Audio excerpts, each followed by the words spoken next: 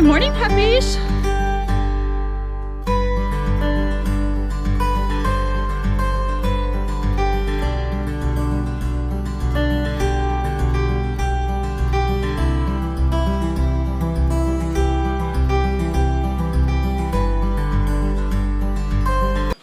This is Serenity. She's hiding. She actually, this is when you actually handle domesticated rabbits, a quick trick before we get started is to pet their ears often and to also hide their eyes. It really does help calm them because they enjoy where they were at and they hate being held sometimes, and this will help calm them down. So, but we've had Serenity now along with her sister Balance and then our two boys for over a year now, and so we have a fully fledged rabbitry here. And so we actually raise American Chinchilla rabbits. And American Chinchilla rabbits are currently the only type of heritage breed rabbit that is on the critically endangered list. So the reason why the American Chinchillas are critically endangered is because, as you can see, they have this wonderful salt and pepper fur. And sometimes in the light you can actually pick up a couple of incidences of brown. And so the downside is that they were poached. They were just simply grown for their meat and then taken and robbed of their pelts. And they weren't used in a sustainable fashion. And so unfortunately the numbers started dwindling because of that. But Serenity right here is probably pregnant, set to kindle here in a couple of weeks. And what we do is, let's talk about the actual rabbit hutches that we have created for these guys. This has been a labor of love to finally come up with what I think to be a pretty good design, even though I think we're going to make this like, I think we're up to 5 generations of rabbit hutches now. And so I custom built this one out of simply 2x4s, 2x2s. We put 2x4s as the supports here. And this is a set of 4 cages. It probably sits about 8 feet long, and we wanted to make sure that we made it to where we don't have to hunch over or anything like that. So I fashioned it with hooks and latches and all that kind of stuff. But the important thing is that I can reach deep enough to where I can actually reach inside of the cage, because what they love to do is they love to back themselves away from you while you try to reach in and maybe handle them. And so you want to make sure that it's within arm's reach, that you can actually be able to touch them and pet them and reassure them and handle them if necessary. It's also big enough to, let's go ahead and catch a glimpse of this one because Balance is about ready to kindle herself, but we also have fashioned nesting boxes, and there's still plenty of room for Mom to move around, even with a nesting box. And that nesting box probably sits about, a foot deep. It probably is about 10 inches high, and it's probably about 6 to 8 inches wide. And so it actually will fit well in there and allow her to still be able to move around to have her space. Okay, so what we put on the face of it is, well, actually all around it to include the top. This is 1/2 inch by 1/2 inch standard hardware cloth that you can get at any type of farm supply store or any type of home, home supply store, if you will. And you just use standard staples where you can affix it to the inside. I always recommend affixing it to the inside because, of course, animals want to try to push from the inside out. And so we want to make sure that the hardware cloth is as strong as possible. If we put it on the outside, if we mount it on the outside, not only does it look good, but the animal can push out, create holes and gaps where the staples might give way, and it actually will give them a chance to escape.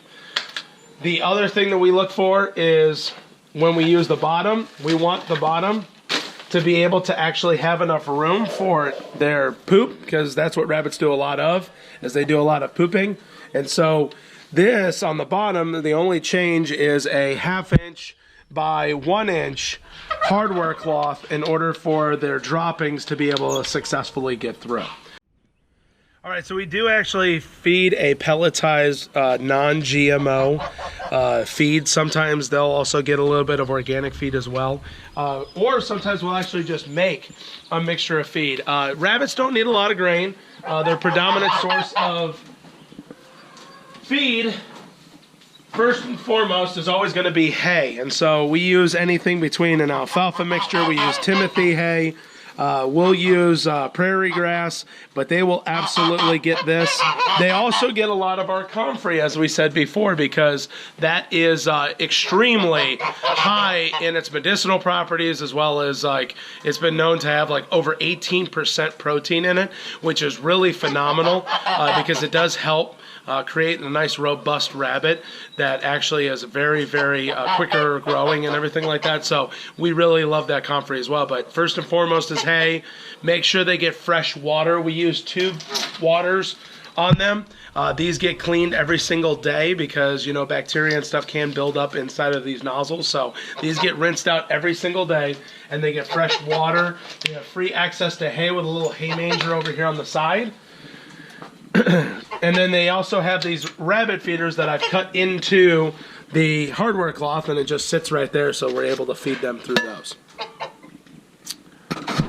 Okay, so when we're actually, you know, allowing these rabbits to reproduce, we need to consider how we are going to actually address getting the moms and dads out on pasture, as well as you know, being able to maintain them. The reason why they're in the hutches right now is because they are pregnant and or getting ready to kindle. When I talk about kindling is the process of just simply giving birth. Every specific livestock has a certain type of terminology that is used. And so boy rabbit is referred to as a buck. A girl rabbit is referred to as a doe. The process of mating is, we call that breeding, if you will. And then when the mom is pregnant at the end of 30 days, which is the gestational period, roughly, it's about 28 to 32 days on a rabbit, they will kindle, which means that they will give birth to their live young because they are mammals. What we like to do is we like to have them a nesting box, which I will show you momentarily. They love to create like a little burrow inside of the nesting box, and then they give birth to their babies, which are referred to as kits. And so with, you know, this is just a side note, but with American Chinchillas, they are not a production breed. None of the animals that we have on the farm are a production breed, and so you're not expecting these huge amounts of kits. If you get anywhere between 4 and 8, that's a really good kindling. So we just reset everything, we let them graze for a little bit, and then we get them rebred. We do soft breedings here. We don't breed very hard. We breed about once every 45 to 60 days, if you will. Give mom a break, let mom be a rabbit. So, so this is a nesting box that I have fashioned. Honestly, with scrap wood. I mean, the more projects you do around the farm, the more scrap wood that you have. So these are actually some 1x6s that we use to build that duck house right there.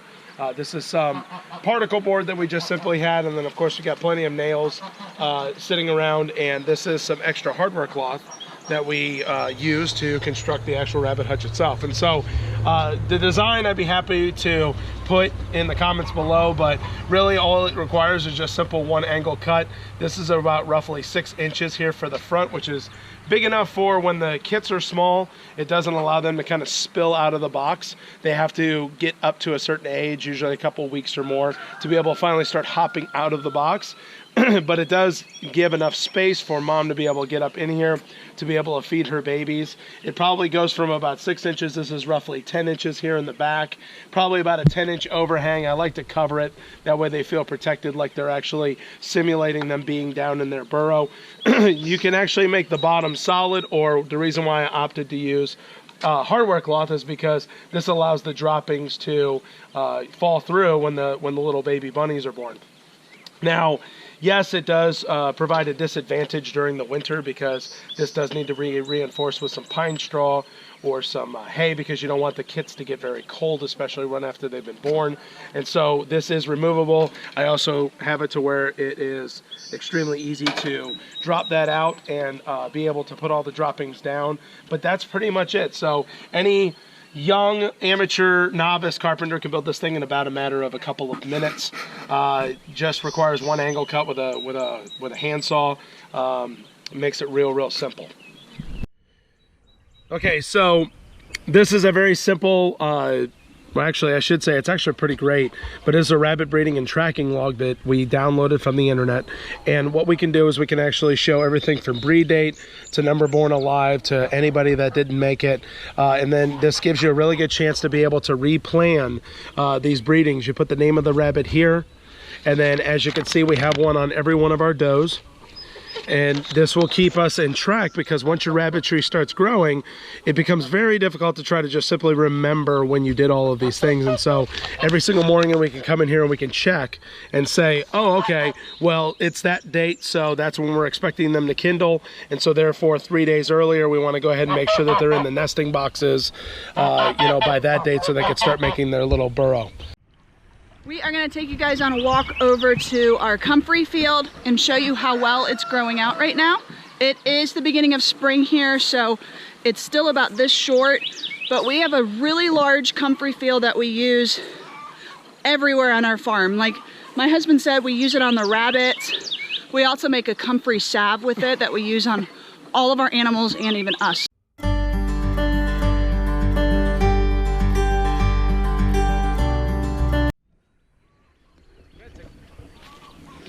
These are our rows of comfrey. I don't even know how many comfrey plants that we have.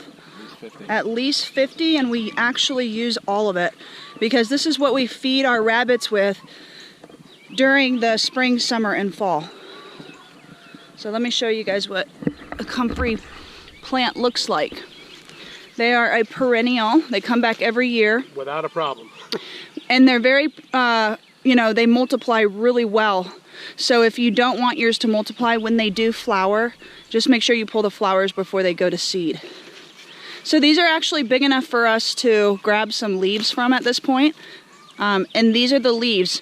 With the comfrey plant, you actually can use the whole plant. It's all medicinal, including the stem and especially the comfrey root. But when we make a comfrey salve, we use the leaves to make that. Different types of rabbit tractors. Once again, this is following what design I saw off of Joel Salatin. I've kind of made some changes to the design.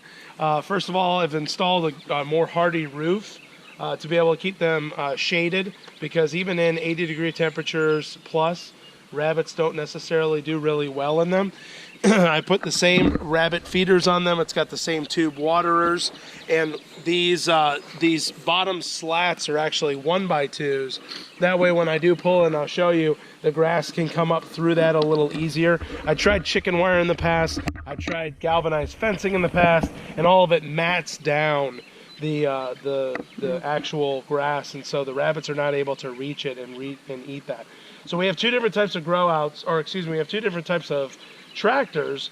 This one is actually for breeding stock. So anybody that contacts me that is interested in raising American chinchillas for their own rabbitry, that's what this is for. I have the bucks on this side. I've got a couple of does on that side. And so they are going to be ready for any brand new home that anybody wants to try their hand at rabbits. This other rabbit tractor is actually where our grow outs are. And so these are mixed. This is a mixed litter. This actually came from 2 or 3 different of the does. And so, these guys and gals are able to sit out here and enjoy the fresh grass. And we are going to feed them some comfrey now. Actually, I'm going to go ahead and pull the tractor first so I can show you. They do eat all the grass. This is all from just one pool. I move this probably about once every 12 hours. And so we try to allow them to eat up all this grass, and then they actually refertilize the grass right here, and then we push it forward into a new patch of grass about once every 12 hours. So I made it real simple. I just affixed some 2x4s here to the sides. I put a couple of handles on here, and as you notice, we got wheels on the back. Made it a little easier to actually move this year. Last year I tried to actually use the tractor, and it made it very difficult to. So it's kind of like a rickshaw. So I guess you can call it a rabbit shaw. But that little piece of metal right there is also to help keep out the sun, especially during the mornings. But once the sun finally gets up overhead, there is metal sheeting that we painted white here. So it does a really good job of reflecting off the direct sunlight, so the rabbits can actually sit under here during the day and stay nice and cool. But anyway, so I'll just kind of lift it, and it's real simple.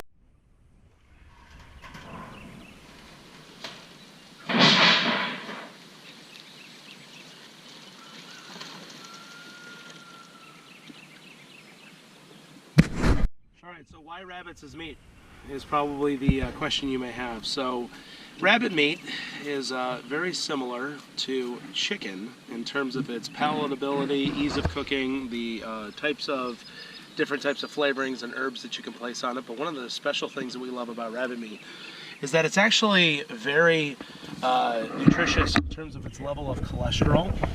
Because of the fact that the rabbit ends up getting a all vegetarian style diet, it actually makes it to where, excuse me, rabbit meat is known as one of the least cholesterol containing meat products that are out on the market. I know we don't necessarily eat quite a bit of rabbit here in the United States, but that in fact is changing because we are understanding exactly how healthy rabbit meat is.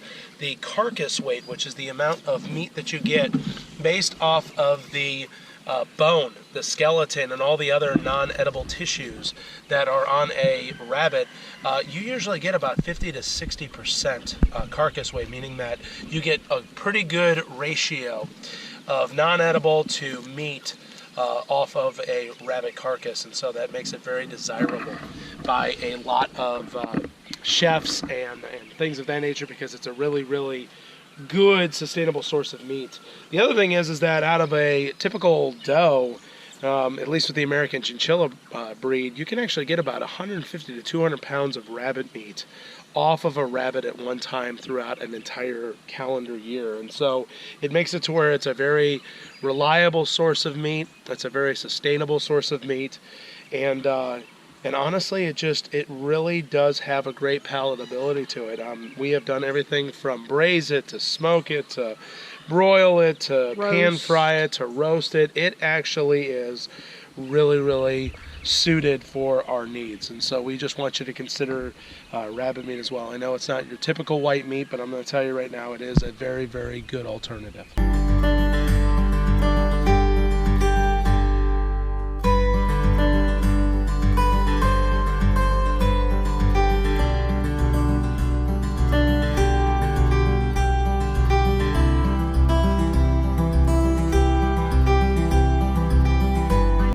You're probably wondering what rabbit meat tastes like because I was very curious at first. So rabbit meat is very similar to chicken. It tastes, I would say, think of a chicken thigh or a chicken leg. That's kind of the taste that I get from eating rabbit meat.